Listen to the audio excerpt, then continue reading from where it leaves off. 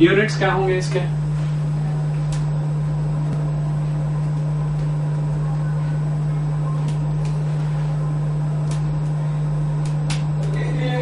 Are not के जी। हाँ जी, radius है मीटर्स में होता है। इधर ये तो नंबर है, मास नंबर, कोई डायमेंशंस नहीं है, कोई यूनिट्स नहीं है, तो आर नॉट के यूनिट्स भी मीटर्स होंगे।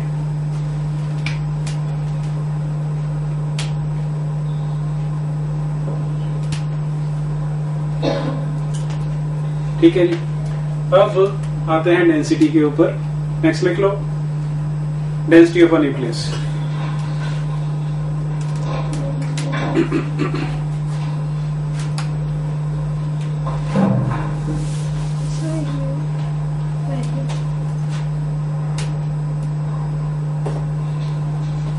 Consider a nucleus having mass number A and atomic number Z.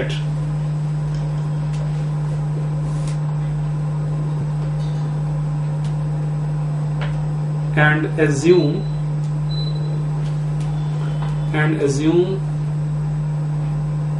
the mass of a proton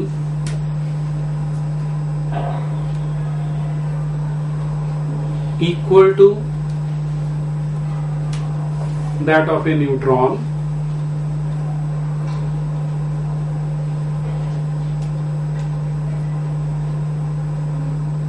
equal to m.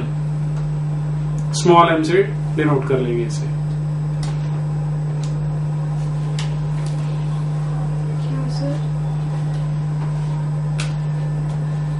Equal to that of a neutron equal to m।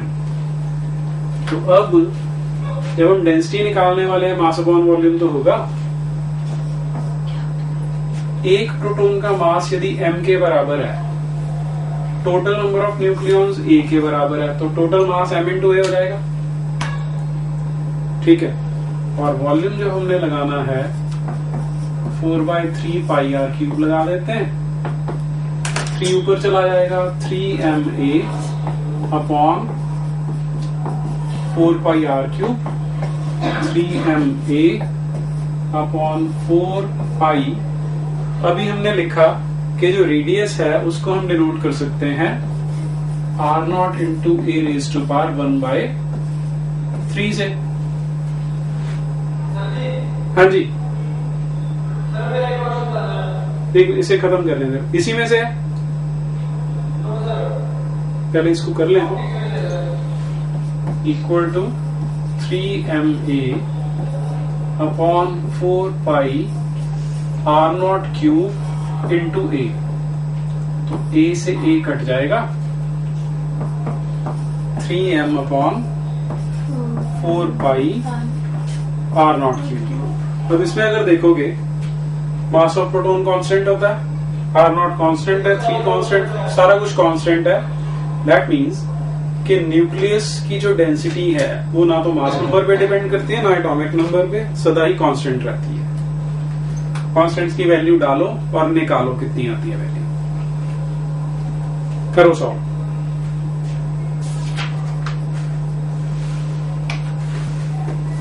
सुचैन सीधे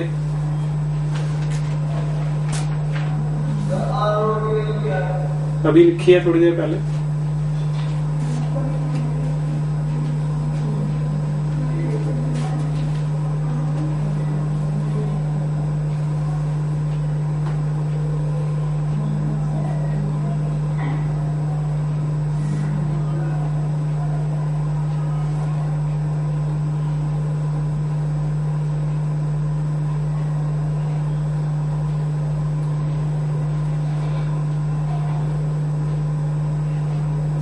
वंशिका खड़े हो जरा, खड़े हो जरा, नोट कर ले फटाफट।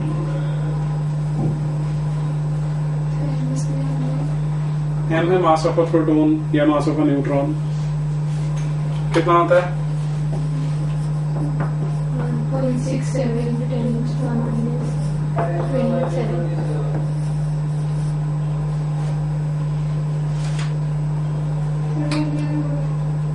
कर लिया? क्या आंसर आया?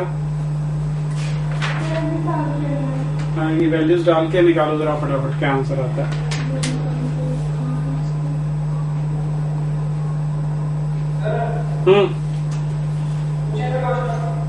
नहीं जी, इसको सॉल्व करो पहले।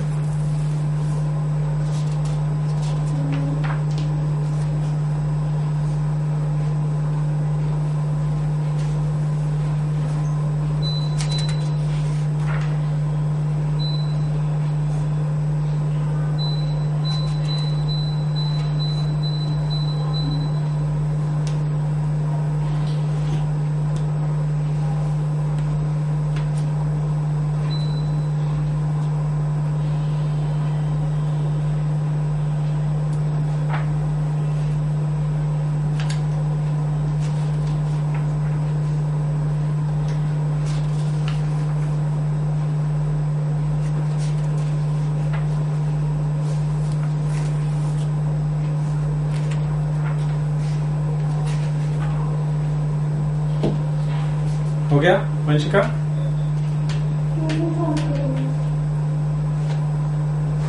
अप्रोक्सीमेट निकाल लो आंसर।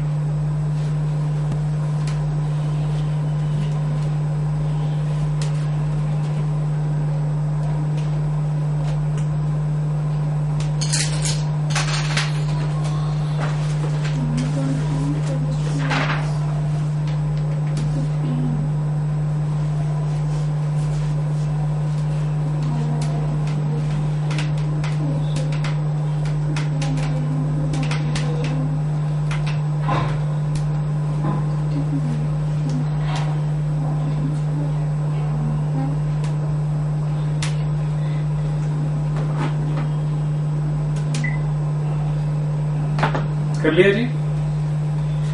हाँ हिमांशु,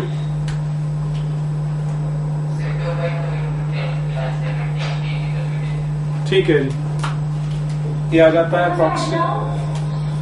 कर लिया तुमने? बताओ क्या आंसर है?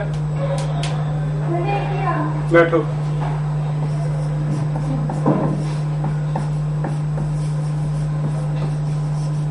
Approximately 2.3 into 10⁻17 kg per meter cube.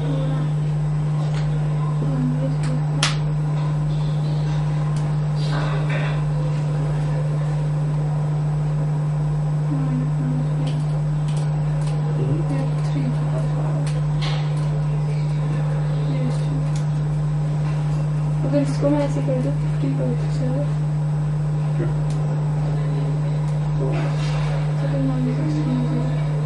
Check कर लो ना वैल्यू स्टार्ट के।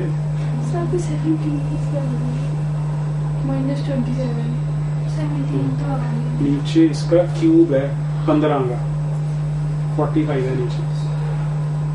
हाँ जी, कर लिया सबने?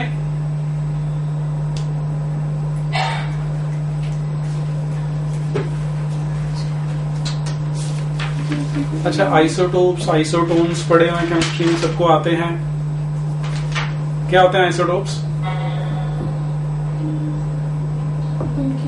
प्रभजोत?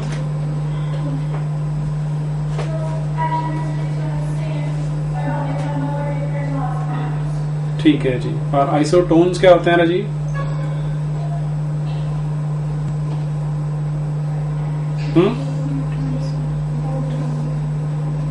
रितंबरा, आइसोटोन्स क्या होते हैं? किसे पता है isotones?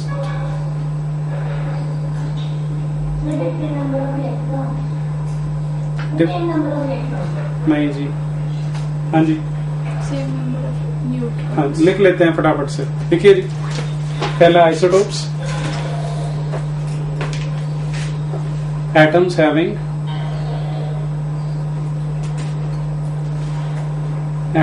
having same atomic number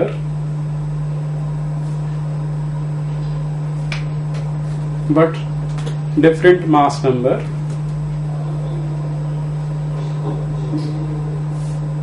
are known as isotopes.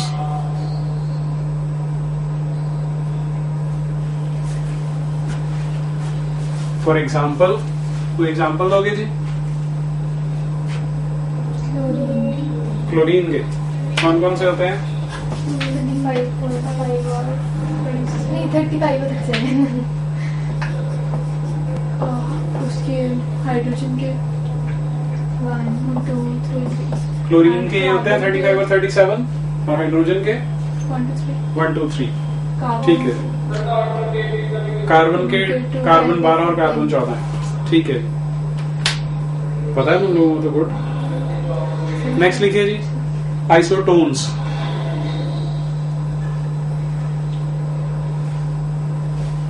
Atoms having equal number of neutrons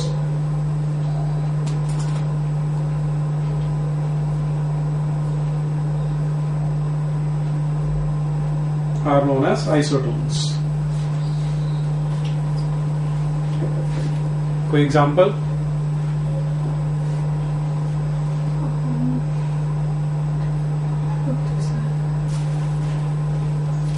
अभी तुमने बोला ये एक हाइड्रोजन का आइसोटोप होता है, हाइड्रोजन 3। इसमेम प्रोटॉन्स कितने होंगे और न्यूट्रॉन्स कितने होंगे? एक प्रोटॉन और 2 न्यूट्रॉन। और हीलियम में कितने प्रोटॉन और कितने न्यूट्रॉन होंगे? 2 प्रोटॉन्स 2 न्यूट्रॉन्स। तो आइसोटोन्स हो गए।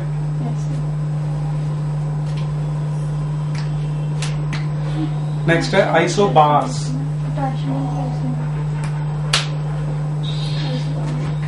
क्या होता है आइसोबार्स? एटॉमिक नंबर आइसोटोप्स से उल्टा होता है, इसमें मास नंबर सेम होते हैं। Atoms having same mass number but different atomic number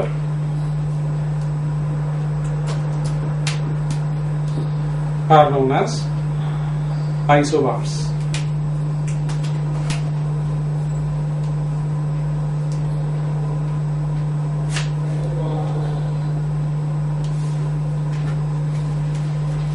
जैसे क्लोरीन 37 तुमने बताया, ऐसे ही सल्फर भी 37 होता है। तो ये दोनों आपस में आइसोबार्स हो जाएंगे।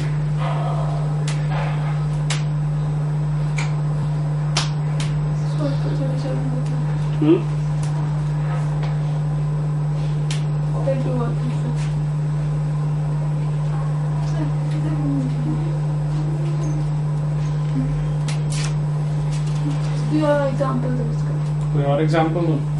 ये अभी तुम कार्बन का बोल रहे थे, कार्बन होता है 14 और नाइट्रोजन भी 14 होता है। तो ये दोनों भी आपस में आइसोबार्स हैं।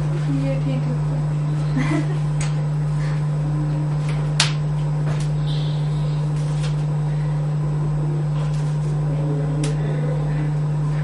नेक्स्ट टर्म है मास डिफेक्ट।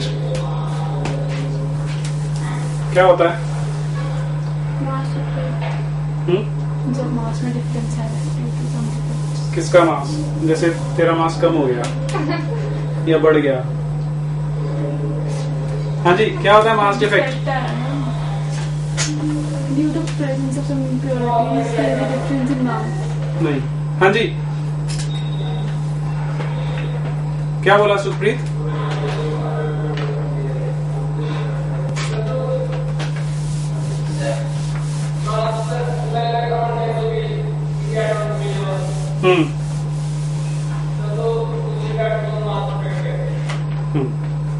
हाँ जी हिमांशु।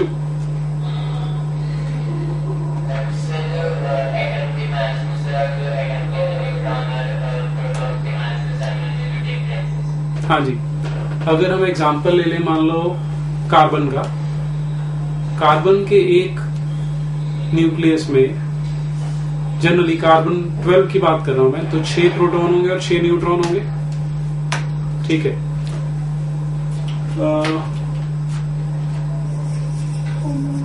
मास ऑफ प्रोटॉन एम पी से डिनोट कर लेते हैं,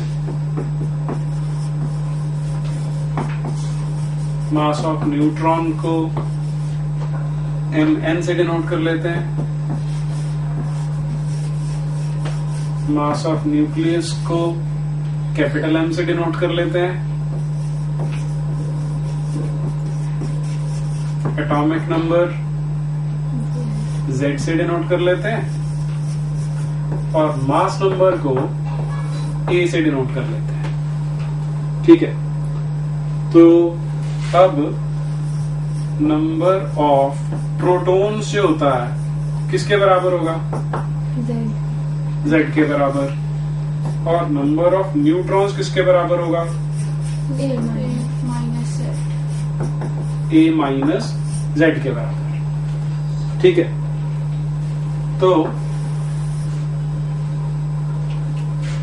Z into mass of one proton, सारे प्रोटॉन्स का टोटल मास आ गया, plus A minus Z into mass of one neutron, सारे न्यूट्रॉन्स का मास आ गया। तो सारे प्रोटॉन्स और सारे न्यूट्रॉन्स के मास को जोड़ के टोटल न्यूक्लियस का मास होना चाहिए। ठीक है, लेकिन जो न्यूक्लियस का मास हम इसमें से माइनस करें तो हम एक्सपेक्ट करते हैं कि आंसर 0 आएगा, लेकिन it has always some specific value जिसे हम डेल्टा एम से डिनोट करते हैं और इसे बोलते हैं मास डिफेक्ट। कि पहले जितना मास था, जैसे मान लो कार्बन 12 का एग्जांपल ले रहे हैं, 6 प्रोटॉन्स हैं 6 न्यूट्रॉन्स हैं, उनका इंडिविजुअली मास हमने नोट कर लिया, अब उनको जोड़ के एक न्यूक्लियस बना दिया, तो न्यूक्लियस का जो मास आएगा वो उन 12 पार्टिकल्स के टोटल मास से जरा सा कम होने वाला है। ये जो डिफरेंस आता है इसे मास डिफेक्ट कहते हैं। वो करने लगे आगे, पहले लिख लो इसे, mass defect.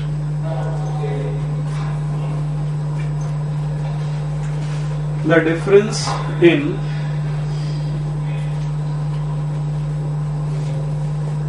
the sum of masses, the difference between the sum of masses of all the nucleons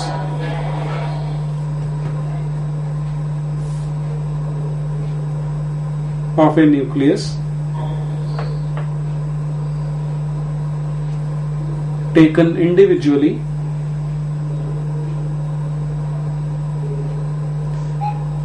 and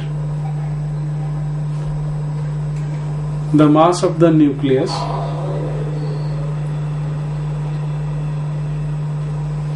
is known as mass defect.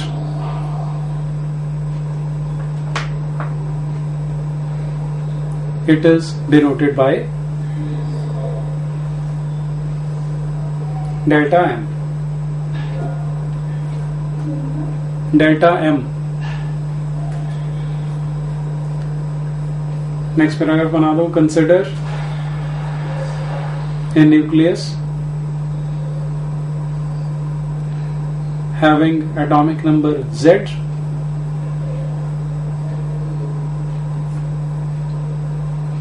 And mass number A। आगे इसे नोट कर लो।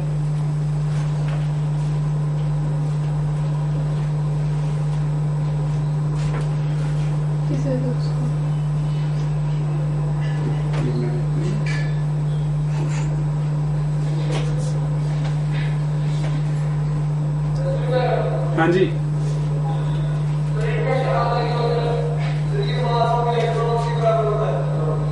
नहीं जी, नहीं, करने वाले हैं, अभी करने लगे हैं, इसे तो नोट कर ले। सतनाम तू छोड़ दे इसको।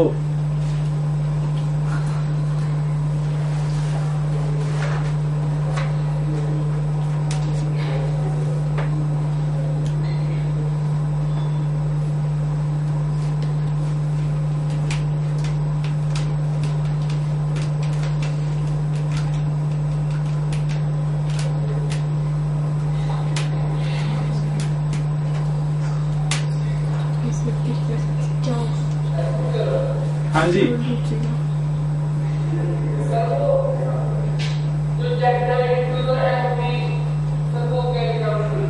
mp है mass of proton, z into mp हो गया सारे प्रोटॉन्स का टोटल मास,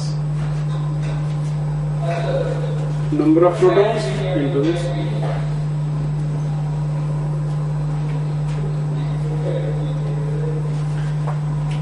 अब इसको समझ लो कि इसका कारण क्या है मास डिफेक्ट का, इसका क्या एक्सप्लेनेशन है। तुम लोगों ने अल्बर्ट आइंस्टाइन का फेमस फॉर्मूला सुना हुआ है? Yes, sir. क्या है?